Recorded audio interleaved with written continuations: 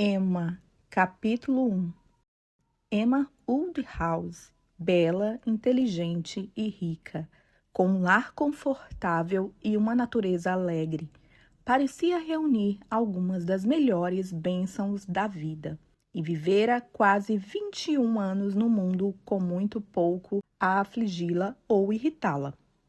Era a caçula de 2 filhas de um pai muito afetuoso e indulgente. E depois do casamento da irmã, tornara-se senhora da casa dele ainda muito nova. A mãe morrera havia tanto tempo que Emma tinha apenas uma vaga lembrança de seus carinhos. E o lugar dela fora ocupado por uma preceptora, uma mulher excelente, que havia se tornado quase uma mãe em afeto. Fazia 16 anos que a senhorita Taylor vivia com a família do senhor Woodhouse, menos como preceptora do que como amiga. Muito afeiçoada a ambas as filhas, mas sobretudo a Emma. Entre elas havia a intimidade de irmãs. Mesmo antes de a senhorita Taylor deixar o cargo nominal de preceptora, seu temperamento brando quase impedira que impusesse qualquer restrição, e com a sombra da autoridade já havia muito dissipada. Elas vinham vivendo juntas como 2 amigas, muito apegadas uma à outra. Com Emma fazendo exatamente o que queria, tendo grande apreço pela opinião da senhorita Taylor, mas na maioria das vezes seguindo a sua própria. Na realidade, o verdadeiro mal da situação de Emma era o poder de fazer quase tudo à sua maneira e uma leve tendência a ter-se em alta conta. Essas eram as desvantagens que ameaçavam tornar imperfeitas suas diversas alegrias. O perigo, no entanto, era tão pouco discernido no presente que ela não o considerava de maneira alguma um infortúnio. Uma tristeza surgiu, uma leve tristeza, mas não na forma de uma autoconsciência desagradável. A senhorita Taylor se casou. Foi a perda da senhorita Taylor que trouxe primeiro a tristeza. Foi no dia do casamento dessa amiga amada que Emma, pela primeira vez, contemplou o futuro com pesar. Depois da cerimônia e da partida dos noivos, ela e o pai foram deixados a sós para o jantar, sem a perspectiva de uma terceira pessoa para alegrar um longo fim de tarde. O senhor Woodhouse se ajeitou para dormir depois do jantar, como sempre, e restou a Emma ficar sentada, pensando no que havia perdido. O acontecimento trazia grande promessa de felicidade para sua amiga. O senhor Weston era um homem de caráter irrepreensível, situação confortável, idade adequada e modos agradáveis. E havia alguma satisfação em pensar com quanta generosidade e abnegação ela sempre desejara e promovera a união. Mas aquela manhã exigira um esforço desolador. A falta da senhorita Taylor seria sentida a cada hora de cada dia. Emma lembrou de sua bondade, da bondade e da afeição de 16 anos, de como a senhorita Taylor a havia ensinado e brincado com ela desde os 5 anos. Como empregara todas as suas habilidades para conquistá-la e diverti-la na saúde, e como cuidara dela durante as diversas doenças da infância.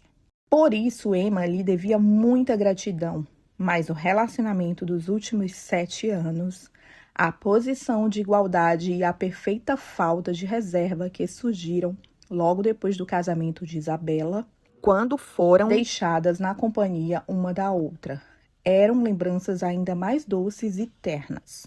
A senhorita Taylor fora uma amiga e companheira como poucas pessoas têm.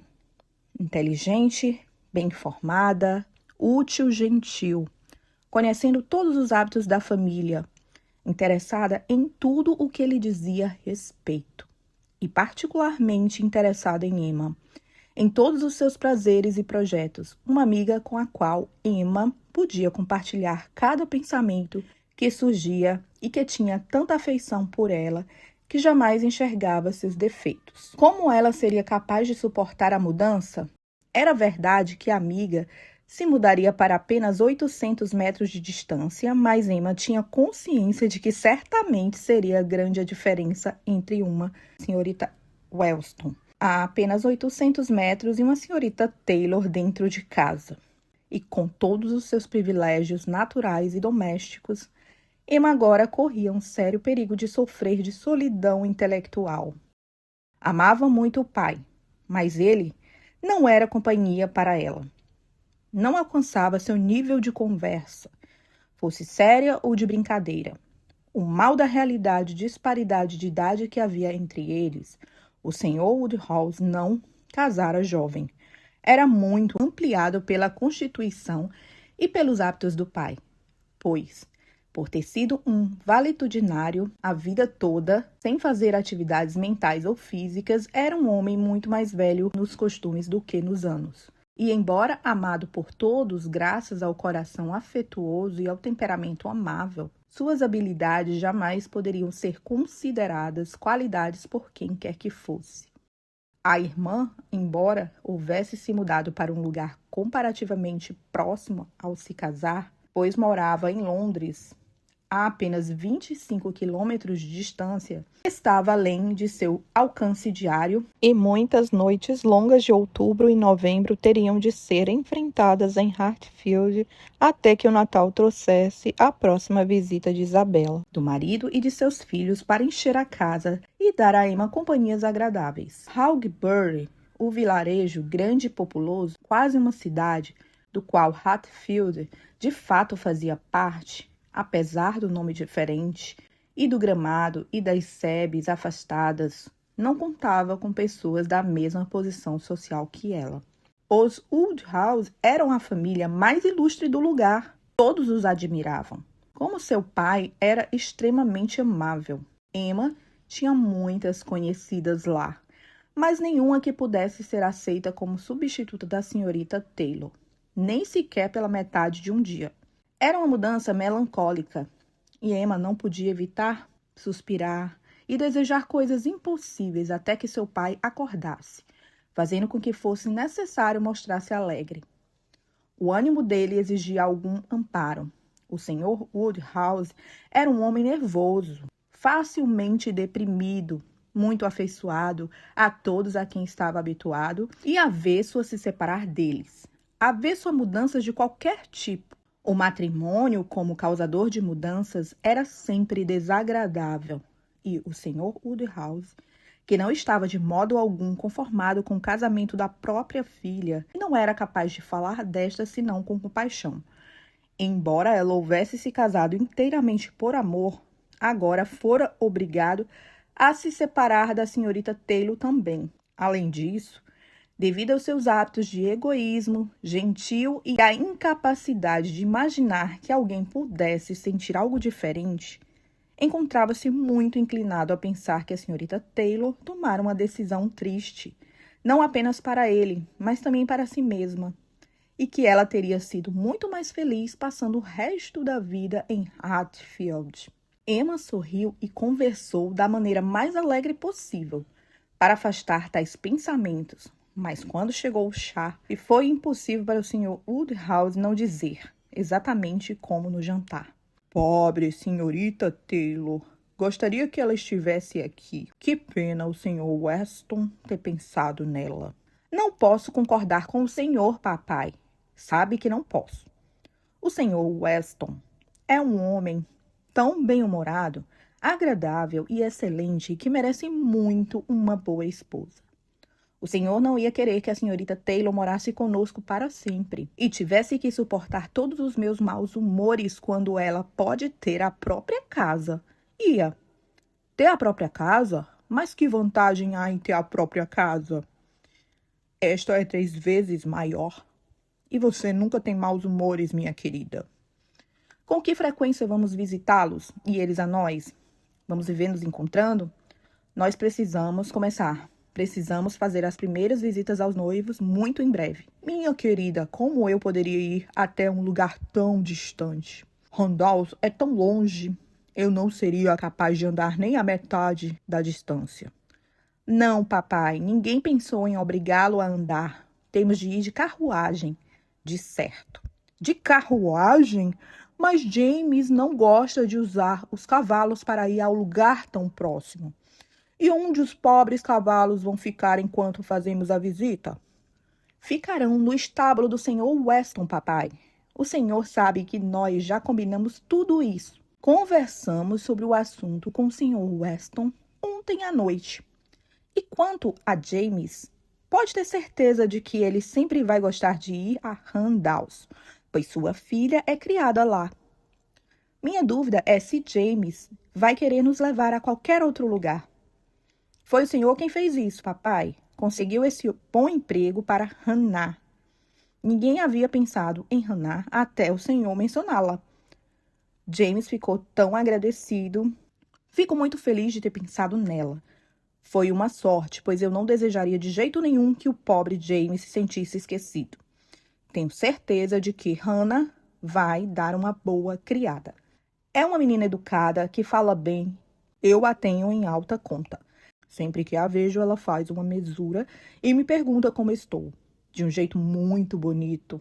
E sempre que você a chama aqui para costurar, eu observei que ela vira o trinco da porta do jeito certo, sem nunca bater. Tenho certeza que Hannah será uma criada excelente e será um grande consolo para a pobre senhorita Taylor ter alguém conhecido por perto. Sempre que James for lá ver a filha, ela vai ter notícias de nós. Ele vai poder lhe dizer como todos estamos. Emma não poupou esforços para manter esse fluxo mais alegre de ideias e esperou. Com o auxílio do tabuleiro de gamão, conseguiria ajudar o pai a passar a noite de maneira tolerável e não se atacar por nenhum pesar além do seu próprio. O tabuleiro foi trazido, mas logo depois um visitante chegou e tornou desnecessário. O Sr. Knightley, um homem sensato de 37 ou 38 anos, era não apenas um amigo muito antigo e íntimo da família, como também estava especialmente ligado a eles por ser o irmão mais velho do marido de Isabela. Vivia a cerca de 1,5 km de Hawkesbury. Era um visitante frequente e sempre bem-vindo, e naquele momento o foi ainda mais que o normal, pois estivera com os parentes deles três em Londres. O Sr. Knightley chegara a tempo de um jantar tardio, depois de uma ausência de alguns dias, e então caminhou até Hatfield para dizer que tudo estava bem em Bruce Square. Foi uma circunstância feliz que animou o Sr. Woodhouse durante algum tempo. O Sr. Knightley tinha modos alegres que sempre faziam bem, e as muitas perguntas feitas sobre a pobre Isabela e seus filhos foram respondidas de maneira bastante satisfatória. Ao final, o Sr. Woodhouse observou com gratidão: "É muita gentileza de sua parte, Sr. Knightley, sair assim tão tarde para nos fazer uma visita. Temo que deva ter sido uma caminhada deplorável." "De forma alguma, senhor. Está uma noite linda de luar e tão quente que eu preciso me afastar do seu grande fogo. Mas devia estar muito úmido e enlameado. Espero que o senhor não se resfrie." "Enlameado, senhor? Olhe os meus sapatos. Não há nenhuma mancha neles." "Ora, isso é bastante surpreendente, pois tem chovido muito aqui." "Choveu horrivelmente durante meia hora quando estávamos tomando café. Eu quis que eles adiassem o casamento. Aliás, eu não dei as minhas felicitações, sabendo bem o tipo de felicidade que ambos devem estar sentindo. Não tive pressa em parabenizá-los, mas espero que tudo tenha se passado de maneira tolerável. Como todos vocês se comportaram? Quem chorou mais?" "Ah, pobre senhorita Taylor." "Pobres senhor e senhorita Woodhouse, por favor." "Eu não posso dizer pobre senhorita Taylor. Tenho grande apreço pelo senhor e por Emma, mas quando a questão é escolher entre dependência e independência, de qualquer forma, deve ser melhor ter apenas uma pessoa a quem agradar e não duas." Sobretudo quando uma dessas duas é uma criatura tão caprichosa e inconveniente, disse Emma jocosamente. É isso que o senhor está pensando, eu sei. E que certamente diria se meu pai não estivesse por perto. Acredito que seja verdade, minha querida, de fato, disse o senhor Woodhouse com um suspiro.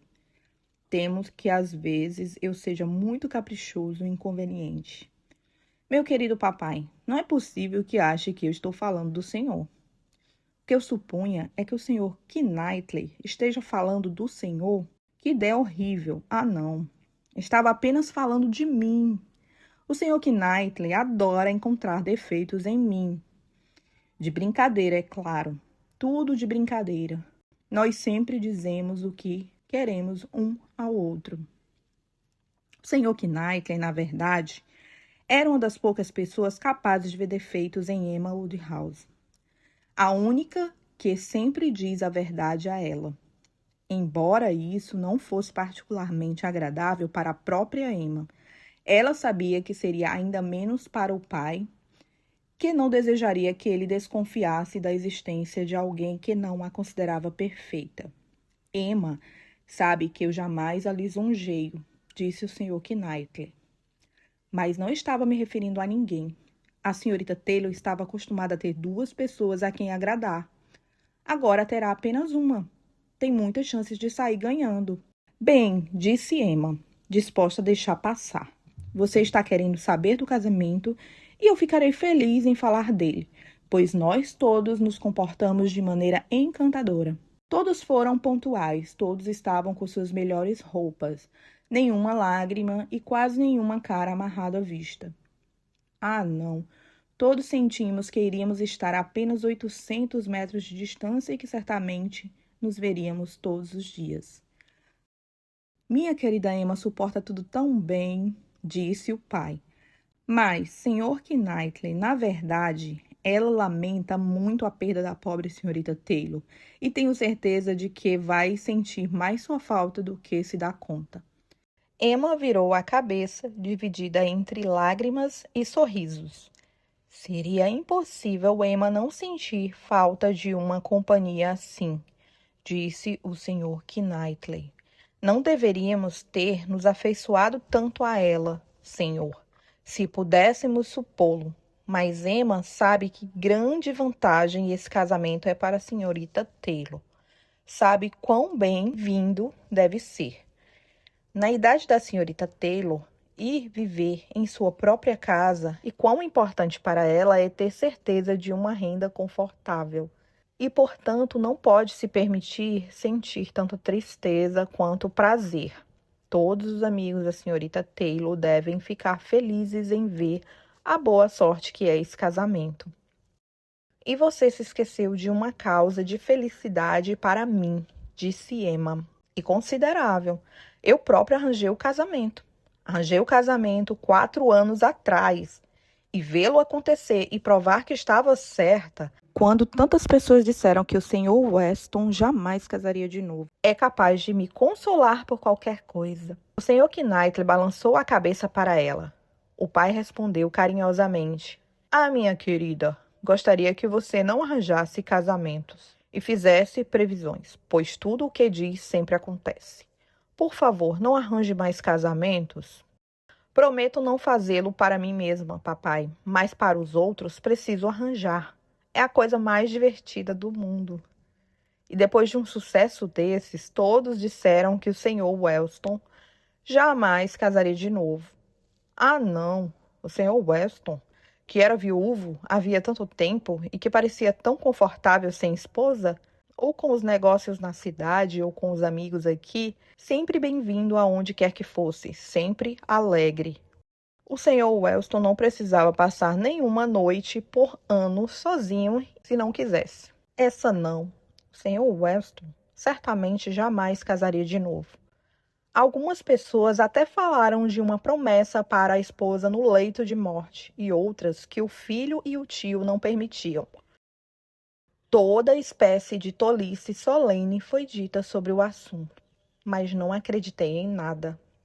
Desde o dia, cerca de 4 anos atrás, em que eu e a senhorita Taylor encontramos com o senhor Weston em Broadway Lane, e ele, quando começou a chuviscar, saiu voando de maneira tão galante e foi pegar para nós dois guarda-chuvas emprestados do fazendeiro Mitchell. Estava decidida. Arranjei o casamento naquele instante.